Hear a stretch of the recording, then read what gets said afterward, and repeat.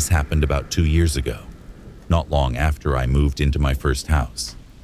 I was 24, single, and had just gotten a remote job that allowed me to leave my overpriced apartment in the city and settle into a quiet little neighborhood on the edge of town. It was one of those older communities. Big trees, cracked sidewalks, houses with character.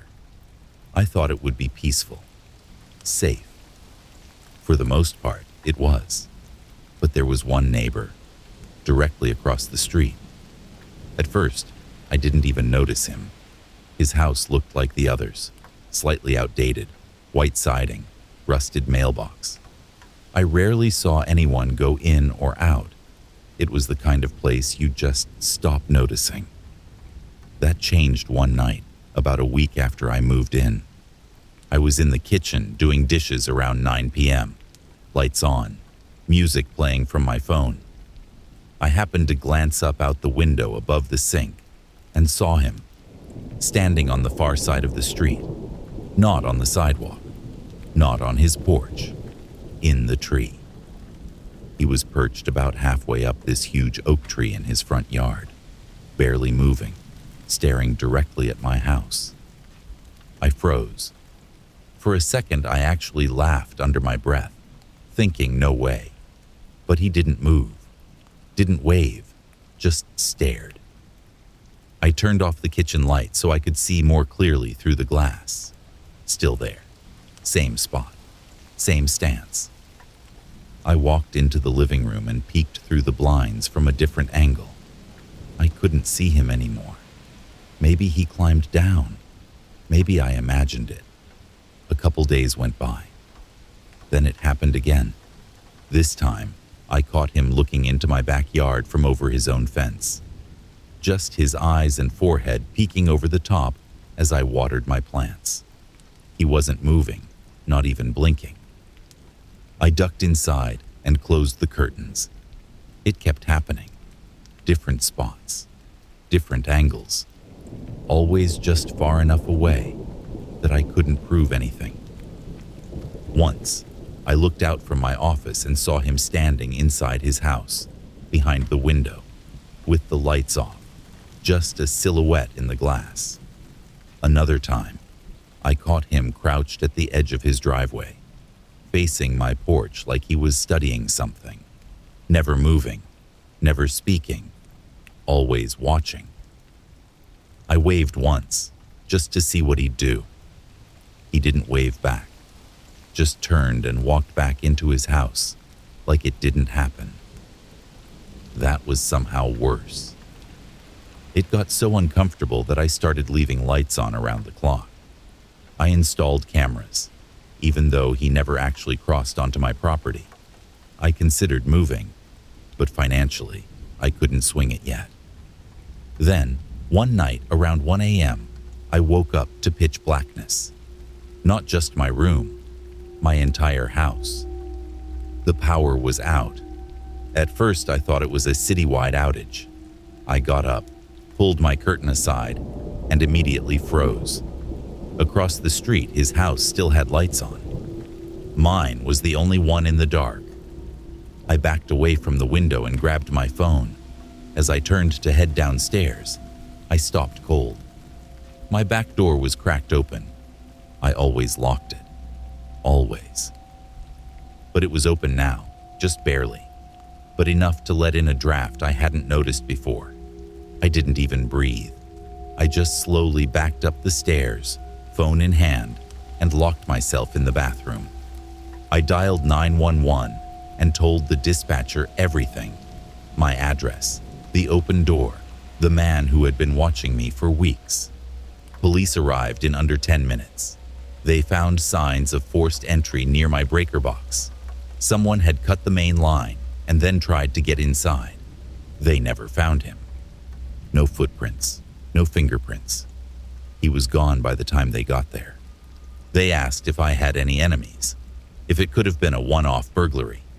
But I knew it wasn't. I told them about him. The staring, the tree, the backyard fence. They checked his property, knocked on the door. No one answered. But that same night, I checked my doorbell cam footage. There was nothing from earlier, but around 3:20 a.m., 2 hours after the police had left, the camera caught a man standing at the edge of my yard, just standing there, looking at the house. Then he turned and walked away. I moved out 2 weeks later. The new owners listed a Ring video on a neighborhood app not long after. It showed a man, late at night, standing in the same tree, watching the house, same stance, same silence, same man.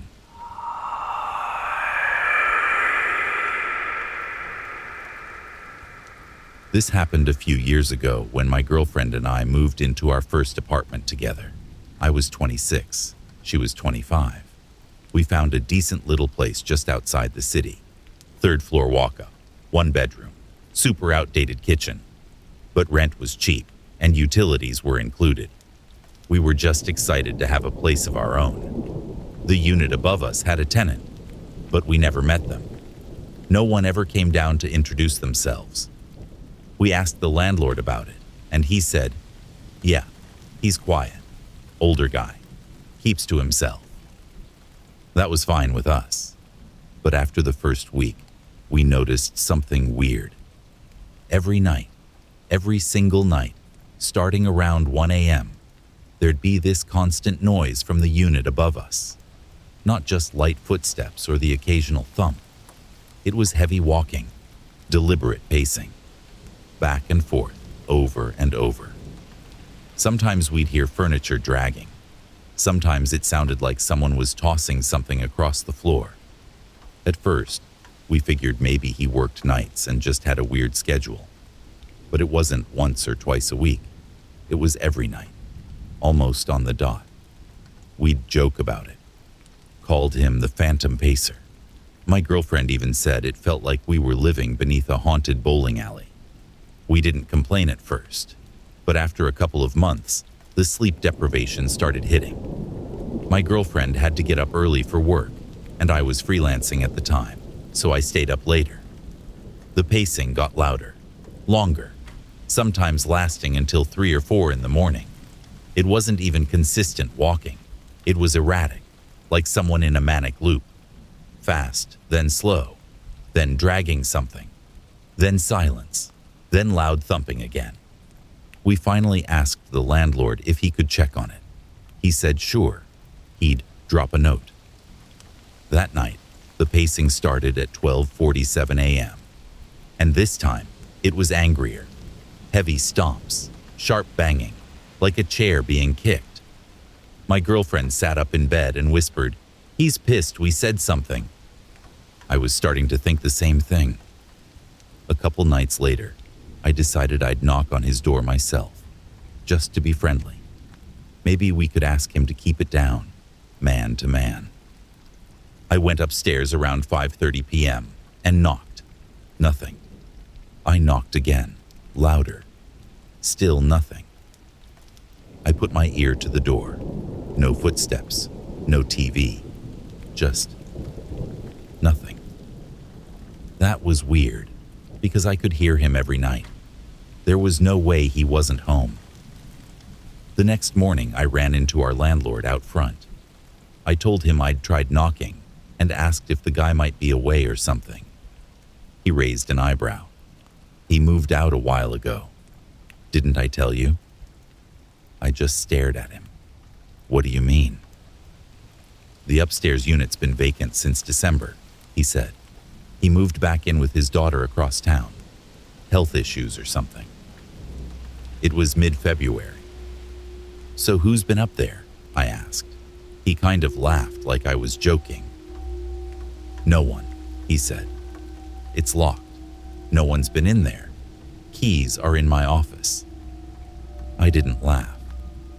That night, we heard the pacing again, louder than ever. I didn't sleep at all. Around 3 a.m., I got out of bed, pulled a chair to the far wall, and placed my ear flat against the ceiling. It was directly above me. Heavy footsteps circling the living room over and over. Then a dragging sound. Then a whisper. couldn't make out the words, just breathing and the sound of something sliding across the floor. I didn't tell my girlfriend. She was already freaking out. The next day, I told the landlord everything. Again. To his credit, he agreed to go up and check it out with me. We walked up together. He unlocked the unit, and we stepped inside. Empty. Completely empty. No furniture, no rugs, no appliances, not even a light bulb in the fixture. But there were footprints in the dust. Dozens of them. Crisscrossing the wood floors, small, bare footprints. Some of them were smudged, like someone had been dragging their feet. The landlord stood there with his mouth open, like he didn't know what to say. He double-checked all the closets and rooms, then double-checked the windows. Everything was empty and locked. We were both dumbfounded. No signs of forced entry, nothing. Just the footprints on the floor. Now, I'm not one to believe in the supernatural, but that's the only thing that makes sense. We moved out the next month and found a newer, nicer place across town. Yeah, the rent is a bit more expensive, but at least we have peace of mind.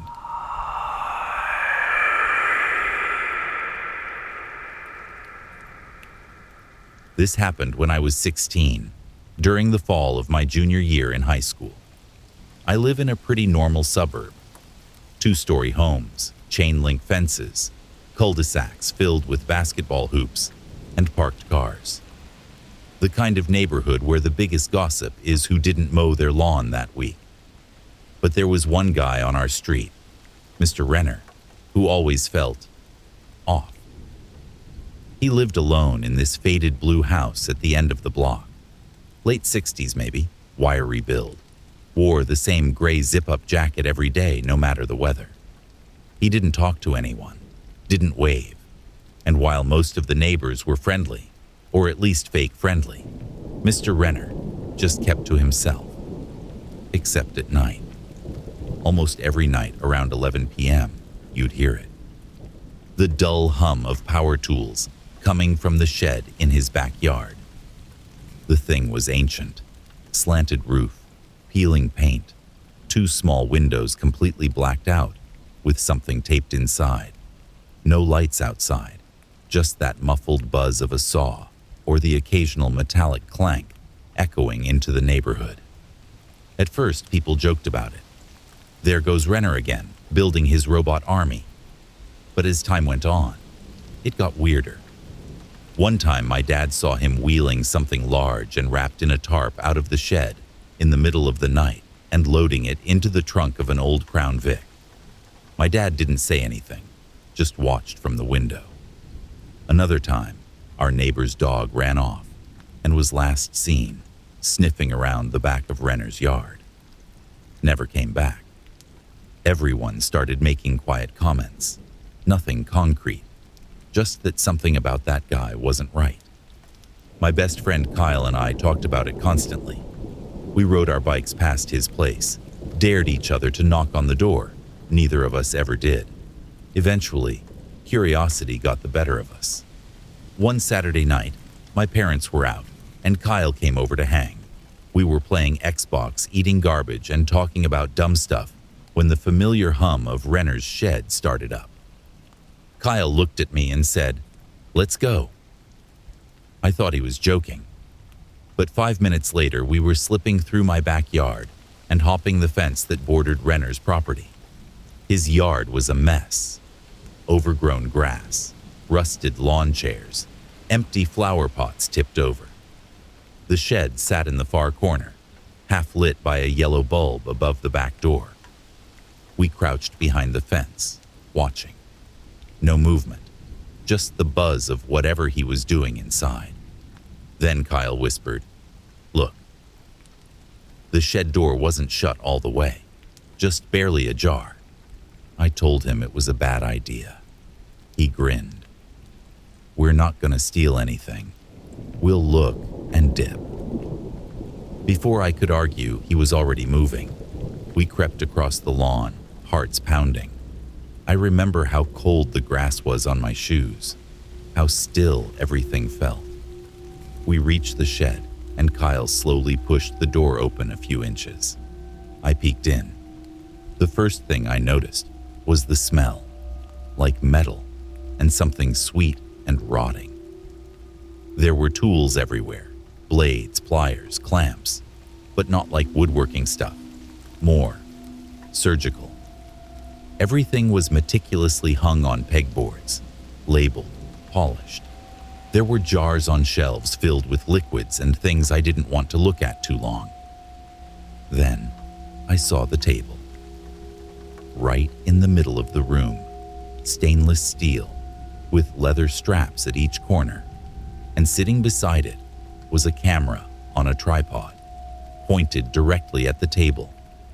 I turned to Kyle, eyes wide, about to whisper, "We need to go." But he wasn't looking at me. He was looking past me, into the shed, and his face had gone pale. I turned back just in time to see a shadow shift behind a row of shelves. A pair of boots stepped forward into the light. Mr. Renner was there, holding something. We bolted.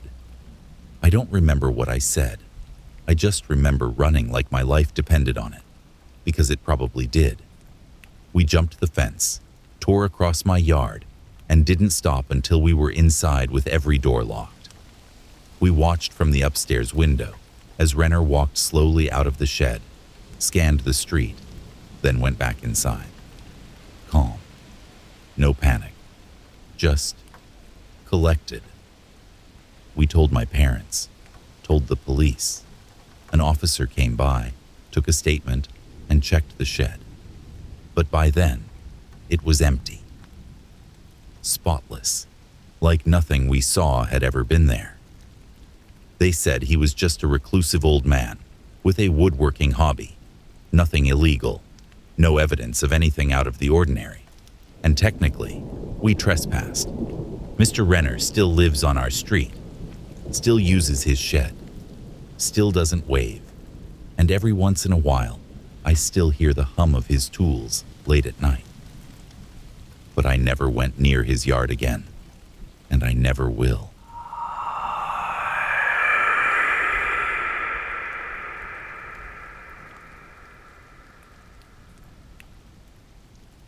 Thanks for stopping by the channel. We hope you enjoyed these 3 truly terrifying stories. If you want to hear more just like this one, subscribe to our channel and turn notifications on so you can be reminded when we post a new long-form video every Tuesday at 10 a.m. If you have a story you'd like to hear read on the channel, email it to us at officialnightmarenarratives@gmail.com, and you might just hear your story read in a future episode.